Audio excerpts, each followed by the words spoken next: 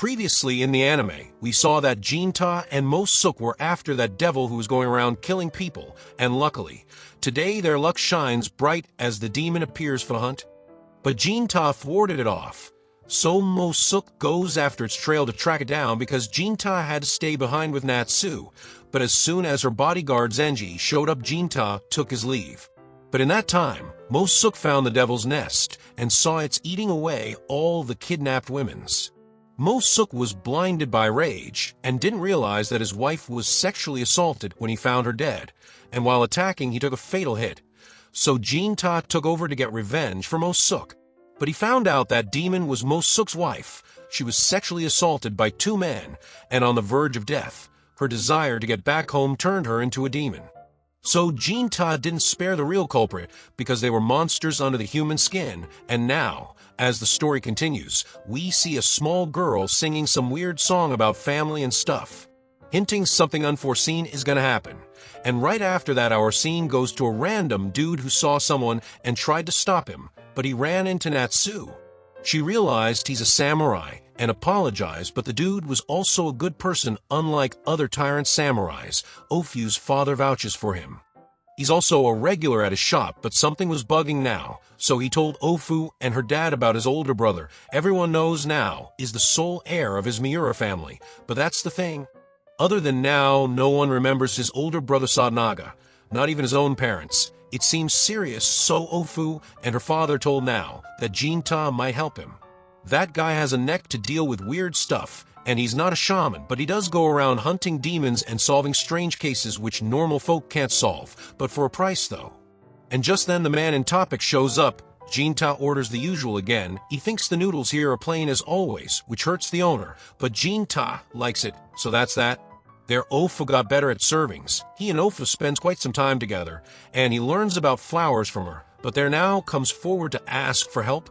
He had a case that's shrouded in mystery, and he thinks Jinta might solve it, but Jinta wasn't so sure about it. It's not like he could solve every mystery of this world. Plus, he's an expert of demon slaying, not the investigation, that demotivates the guy and now took off. Looking at that, both father and daughter requested Jinta to help that poor kid out. Now was looking for his lost brother, so Jinta agreed to poke his nose only because these two asked him to. Well, he's a regular just like Jinta, so the owner doesn't want to lose his customer. And after that, Jinta was at another snack shop when Natsu found him, and Jinta asked if she was going to marry Zenji. She's 16, and that's marriageable age. But Natsu wasn't keen on marrying that dude. He's like a brother to her, and her father did give her the freedom to choose her life partner. But deep down, she knows as a merchant her father would want to marry her to a good social standing family. Anyway, she asked Jinta his age, and he reveals he's 31. His looks defy time for sure. More so, Jinta is good with swords, so he could settle in with a proper job aside from his demon hunting. Jinta isn't sure why, but he feels that demon hunting is the only job for him. Dude is dry and cold, but he's a softy from the heart. Then Natsu told Jinta to call her by name because they've already known each other for a long time now, and goes off. Then at sunset, now returns home, and her mother scolded him for going around looking for an illusionary guy. It stains his samurai status, but now didn't listen to his mother and asked her to leave him alone. Now was troubled because he clearly knows his older brother's word of advice. He was a kind man to say the least, so how come he just vanished? There, Jinta found him as he has helped him out. He didn't promise that he would solve his trouble, but he could give it a try. So first Jinta asked him if he could remember anything unusual about the incident, and they went to Ofu's shop to talk, but there now noticed the katana Jinta had is of high quality. And Jinta told him he just lived in a blacksmith village. That's where he got this sword from. It was passed down through generations of the person he was protecting, and just from that now knew it was Kadono village. He's a nerd when it comes to swords, and now knew the trademark on the sword belongs to Kadono village. He even knows that if it's a sword of high value, it must have been used in demon slaying and stuff, but he got too ahead and forgot the main topic here.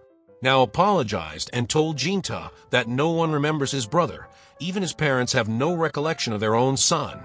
But the shop owner comes in and asks why were they discussing such serious thing in his shop. They should get to a private place with no people around, but there was no people here either. Besides, Jinta brought him to this place because the two were worried about Now, so they might find peace knowing everything. Then Now reveals when his brother had gone missing. But he also recalls his brother had fallen in love with someone and even brought flowers back home to gift to his lady. It had strong fragrance. And judging by the description Now said about the flower petals, Jinta had guessed which flower it could be. So he asked Now to take him to his house by tomorrow, and Now had no problem with it. So the next morning, right before going to work, Jinta comes for his lunch and finds Natsu here. Ofu's father warned Ofu to make a move, or else she'll lose a good man. Ofu also saw the two are close, but Jinta turned the question around and asked how much closer she is with Now. Ofu said not particularly, but she known Now is from a samurai family who serves the Lord. Their Ofu's father had a thing Now had given to him, so he hands it down to Jinta as a gift so that he would help out Now. Jinta takes the thing called kogai. Then he confirms with Ofu that the flower Now said were daffodils, and Jinta gets worried because it's not a good sign. It seems like the girl we saw at the beginning of the episode is connected to it. And right there our episode 5 ends, so stay tuned to watch the next episode, and for that subscribe the channel, and hit the bell icon to get the latest updates. Till then, take care.